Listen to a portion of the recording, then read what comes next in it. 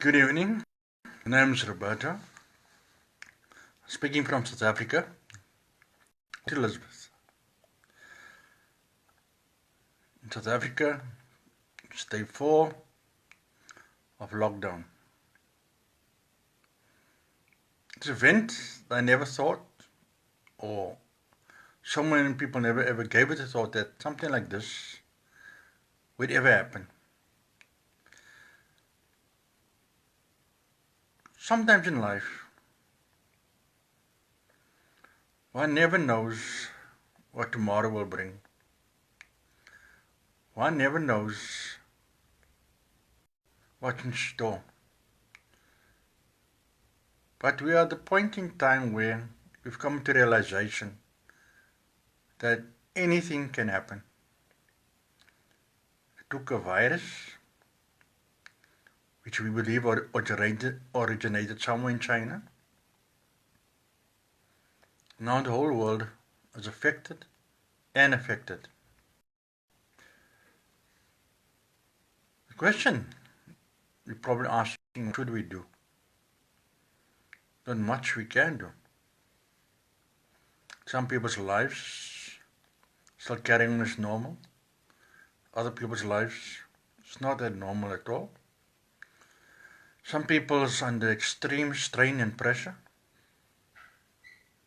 And some people are very, very, very sick.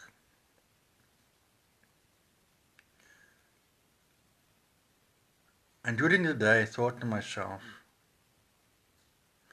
what is important to me? And I realized that your health is very, very, very important. This virus does not look at age, color, religion, or creed. You're gonna get the virus. There are certain rules you need to adhere to. It needs to be done. It's important. Some countries slowly stepping up. I think in South Africa we're struggling to step up. We need to, very urgently. South Africa people still walking the street. The army is finding them. Yes, people are getting upset because they feel that the army or the police is manhandling people that's on the street. But I'm sure by now, everybody knows in South Africa, supposed to know, what the rules, what the procedures are, what needs to be followed. Maybe people that stay in the rural areas that is not sure of what needs to be done or what is happening. So somehow the social workers need to get into those areas as fast and quickly as possible. Because not everybody has internet. Maybe a lot of people have got a phone, but people seem to be making jokes on the phone and thinking this virus is amusing. It's actually very frightening. It's very daunting. Which might be healthy today. In 48 hours, you might just find out that you've got a virus. Where you got it from, you don't know. But it happens. There's some people that have been at certain events, probably not aware of this virus issue. But yet the president humbly asks everybody, please do not gather in groups. Keep it limited groups. Yet people still go to funerals. And you ask yourself, why are people that stubborn?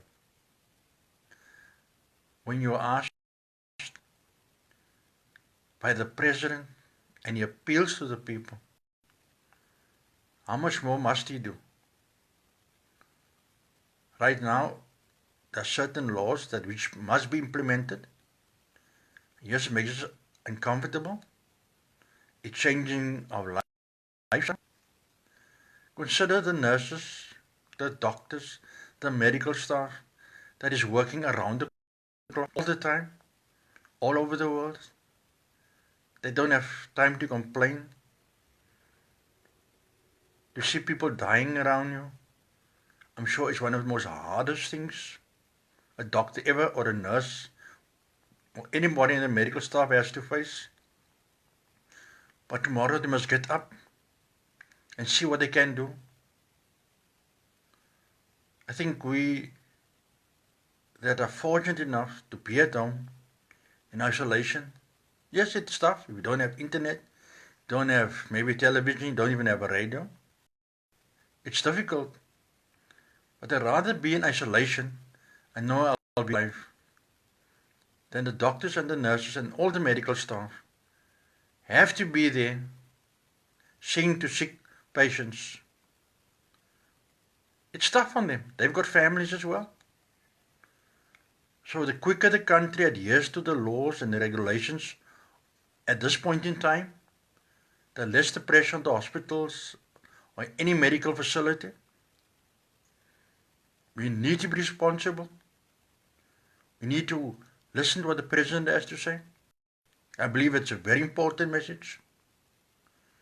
Right now in South Africa we just 1,000, which is a lot of people in a very, very short time. I was just watching something on YouTube, on Facebook, and was a group was singing "We Are the World." The word came very across me that we need to unite. Now it's time to put away our religion, our decrees, our dogmas, and ask how do we help one another? What's the right thing to do? Every time you get the opportunity, pray. The Creator will hear. The Creator is not deaf. Miracles have happened before, miracles will happen again. We as people need to take responsibility to call to the Creator. The Creator will hear, whether you make one dua, whether you make 20 prayers, but the Creator will hear. I believe in that with all my heart. That irrespective of what man wants to do, the Creator is bigger. And right now we are in a crisis. But it's us to humble ourselves, irrespective of who you are, what status you hold, what religion you belong to. It's not important. It's important that you go on our knees with our face to the ground and cry out to the Creator to hear our plea. Right now that virus might be man-made. I don't know. I'm no scientist. But there is a greater purpose and calling on humanity right now, on mankind right now. We all can pray. Even if you're an atheist, the Creator will hear. Yes, some of us don't believe there's a Creator. But one thing I know, this world was not created by chance. And the same world that same Creator that created this world can make a difference. But we as people need to step back, go down on our knees, put our head on the ground, and humble us before the Creator. Things will happen. Believe you me. Let's unite. Let's unite tonight, irrespective of where you are, or this morning or this afternoon. Some of us are not fortunate, so maybe some of us have someone that's in hospital, that's got the virus, maybe someone has passed away. But right now we can make a difference. This country is still going to get the virus. Believe you me, it's going to happen. But while we in South Africa, now it's time for the clergy to raise up in one voice. Now it's time for every believer in the Creator to trust the Creator to make a difference. Now is the time to unite. Now it's the time to look out for one another. Now is the time for mankind to stand together and fight the evil, if there's an evil that is trying to control this world right now. Yes, the choice is yours. And let's make a difference. We are the world. We've only got this one earth. So let's preserve it. We've only got time on this earth. So let's make a difference. We are the world. Let's make a difference. Thank you all. Good night. Thanks for your time. Appreciate it very much. Good night from Roberto. All the way from Port Elizabeth, South Africa. Bye-bye.